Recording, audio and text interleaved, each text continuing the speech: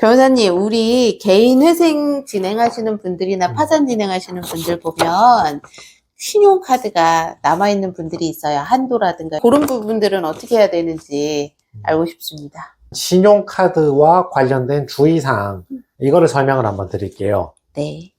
자, 첫 번째 주의사항은 부채증명서 발급 이후에는 가급적이면 신용카드를 사용하지 말아야 합니다. 물론 이미 연체가 되어 있는 경우에는 부채증명서를 발급받자마자 카드사에서 먼저 정지를 시켜서 사용을 못하게 할 수도 있지만 일부 채무자 경우에는 부채증명서 이후에도 카드가 사용 가능한 경우가 일부 있긴 하잖아요. 네. 그런 분들이라 하더라도 부채증명서 발급 이후에는 사용하지 않는 게 좋다 이 말이죠.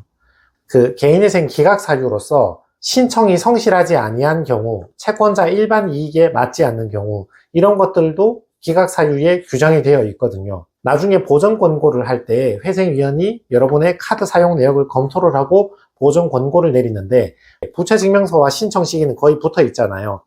부채증명서 발급 이후에 신청 이후에도 계속 채무를 발생시키면 이걸 이유로 기각을 시키거나 취하를 권유하는 경우가 많거든요. 굳이 어려운 법 얘기를 하지 않아도 상식적으로 생각을 해보자고요. 내가 지금 빚져서 개인회생을 신청했어. 그리고는 채무를 계속 증가를 시켜. 이걸 탕감을 해줄 리가 있겠냐고요. 없겠죠. 그렇죠. 빚 못 갚아서 회생한다고 와놓고 신청한 이후에 신용카드 계속 쓰면 그거 신용대출이잖아요. 그것도 자꾸 이런 행위를 하면 이걸 회생을 해주겠냐고 안 해주지. 그러니까 부채증명서 발급 이후에는 더 이상 신용카드를 사용하지 않는 게 좋을 것 같다. 그런 얘기입니다. 두 번째는 기한의 이익이 상실된다는 것입니다. 여러분이 개인회생을 신청하시면 내 빚 못 갚겠다 이 말이잖아요. 부장님은 혹시 신용카드 발급받을 때 약관 다 읽어봤어요? 아니요.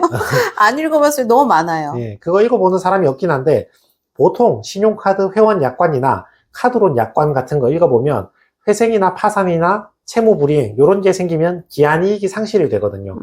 기한이익이 뭐냐면 카드든 카드론이든 변제기가 있잖아요. 예를 들어 변제기가 1월 31일이야. 근데 1월 10일에 기한이익 상실의 사유가 발생하면 나는 31일까지 빚을 안 갚아도 되잖아요. 기한이 남아있잖아요. 이 변제기가 남아있는 이익이 전부 다 상실되고 나는 즉시 채무를 변제해야 되는 사람이 되는 거죠. 요걸 보고 기한이익의 상실이라고 하거든요. 변제기가 아직 남아있는 그 이익이 즉시 상실되는 거죠.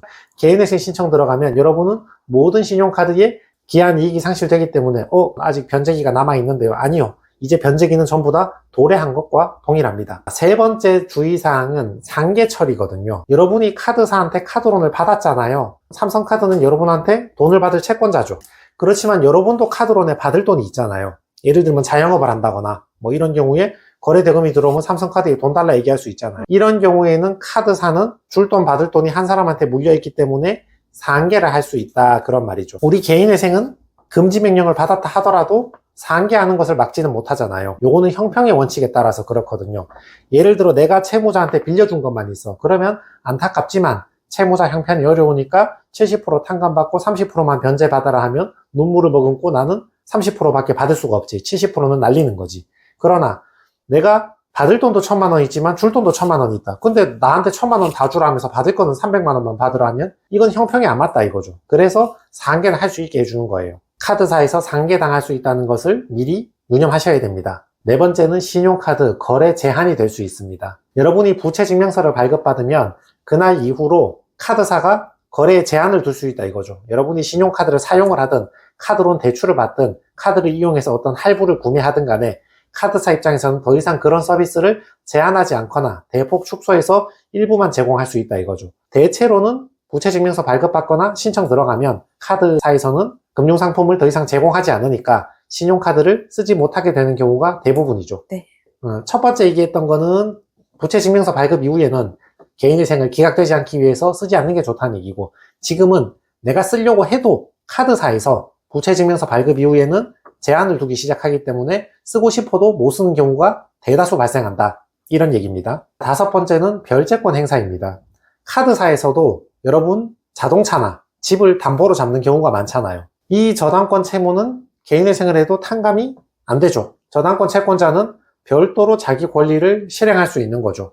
그러니까 카드사가 여러분 자동차에 저당권을 잡아놨다 그러면 카드사는 회생 절차에 의하지 않고 그 자동차를 경매에 넘길 수 있는 거죠. 자기 마음인 거죠. 물론 자동차는 경매에 넘기는 일이 잘 없습니다. 본인이 타겠다고 주장하면 약정된 원리금 요것만 납부해주면 차는 계속 탈 수 있는데 이거는 카드사가 그냥 배려를 해주는 것이고 저당권을 설정한 카드사가 마음을 먹으면 저당권 잡은 그 물건을 언제든 경매에 넘길 수 있고 이것은 회생 절차에 의하지 않기 때문에 회생 절차에 구속되지 않고 담보채권자 임의로 경매를 신청할 수 있다 이런 얘기입니다.